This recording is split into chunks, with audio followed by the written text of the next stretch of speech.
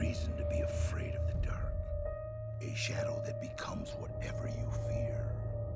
A nightmare that will stay with you, haunting your dreams. Duérmate, niño, duérmate ya, que viene el coco y te comerá.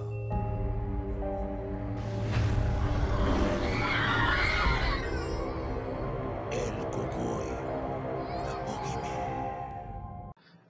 Little spoiler warning, there will be spoiler talk about the mazes themselves, inside the mazes. So if you don't want to spoil it for yourself and you're planning of going, and you just want to go in blinded, that's fine. All power to you. And I hope you enjoyed the event. But there will be spoiler talk in these reviews, so feel free to turn the video off. So moving on, the first review, El Cucuy, the Boogeyman, as narrated by Danny Trejo. I have to admit, the first day I went in this maze, I was really disappointed. First off, there was nothing in the queue line like La Llorona. Before it, there was no story signs where you could read up on the story of El Cucuy. There was nothing like that. And there was minimal narration by Danny Trejo, but it was inaudible. You could not hear it whatsoever, and it was the same with the interior of the maze. You could not hear it whatsoever.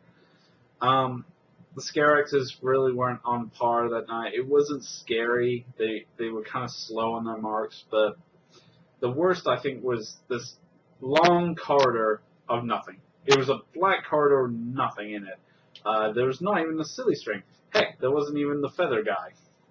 That he seems to have disappeared over these last year. But there was nothing. It was just point A to point B, and that was it. And it was not even a short corridor. It was pretty long, too.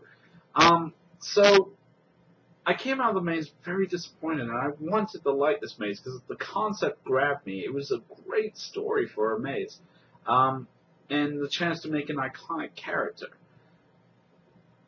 So I came out, and I was cautiously optimistic. So I'm telling myself, well, I plan to go back very soon.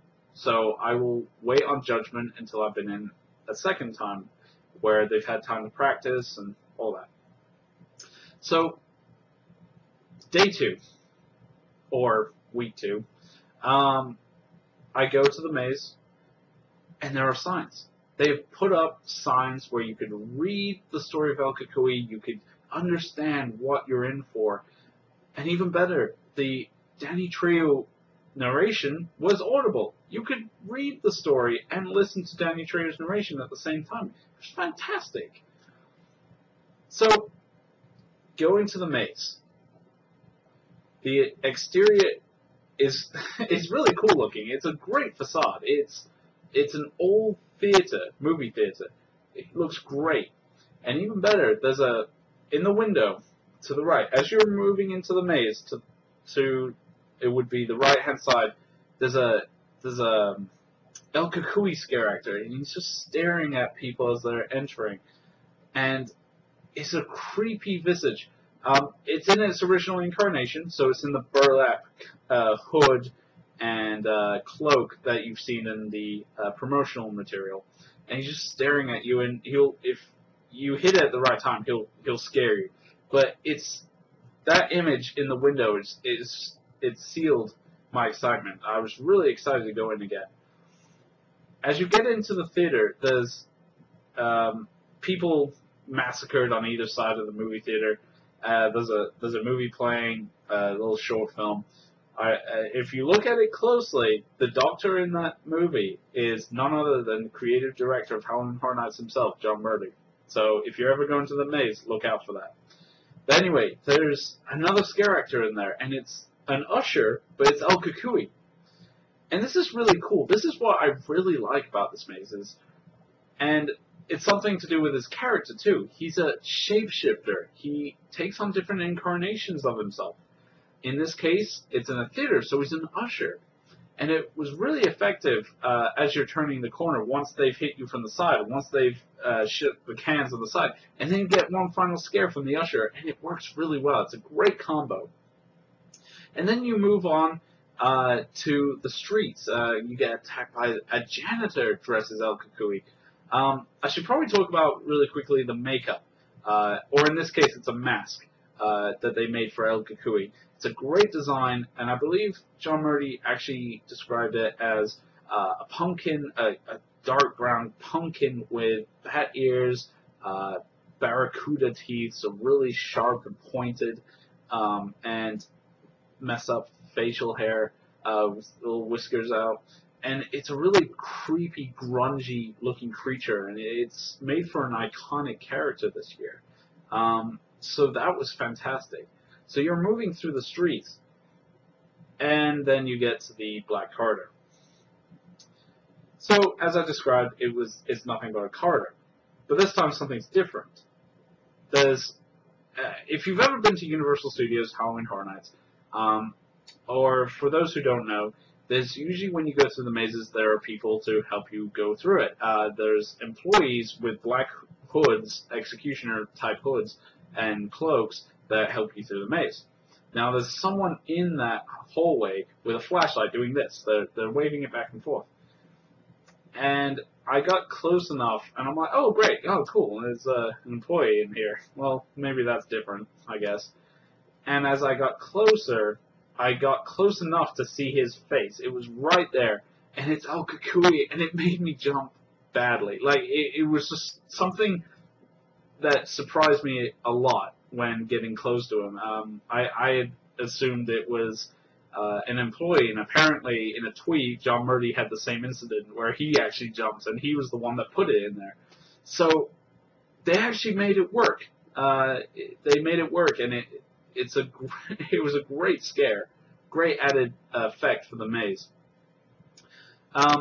And then you get to the backyard of the young boy, because the story follows a young boy from the theater to his birthday party where everyone has been massacred by El Cucuy. His parents are dead, everyone's been killed.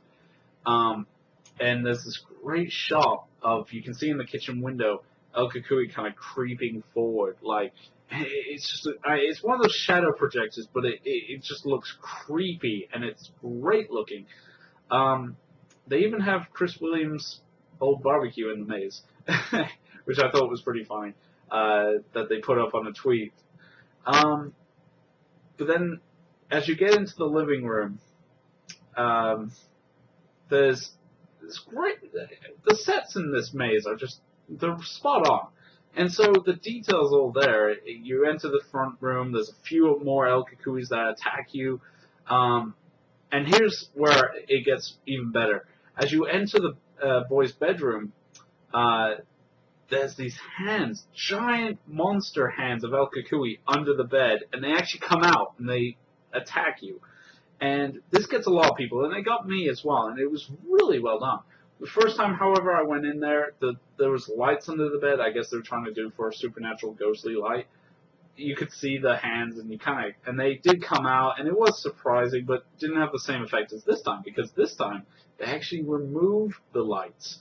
There are no lights in there. So the hands come out, and they're deep enough where you couldn't actually see them under the bed while you're walking by. So it made a lot of people jump to the side. So that was really effective. Then you get to the mountain, El Cucuy's lair, and it's fantastic. The exterior has dolls and children's toys, and the burlap dividers that are hanging down are made from old children's clothes. And it's just, this is a really disturbing aspect to it. And you're moving through, and there's pumpkins lit on the side that are carved, and you're moving through, and then you get hit by the scent of pumpkin spice. And it's just, it's weird because you're in a maze and you're kind of paranoid that someone's going to jump out at you, but you get this really nice sense of pumpkin spice. And you enter what's been called by the creative team Cucuy's trophy room. It's just toys all hanging down, and there's the sound of squeaky toys, and it's really an immersive experience. And when you get to this part, it's just a really creepy feeling as you're moving through all these old kids' toys and that. And then you get to where he's keeping some of the adult victims and some of the children. And they've been turned into pumpkins and just ripped in shreds, and some of them are still alive. And it's really disturbing because they're trying to get to you, and you feel sorry for them, actually. Well, it was me. I actually felt sorry for them. That's weird in a maze, because you know it's fake. But it's the faces and the way the scare actors portrayed it was great. Very effective. And as you're moving through the maze, you reach his dining room. He's got a pumpkin head with a apple on it. Sorry, a human head.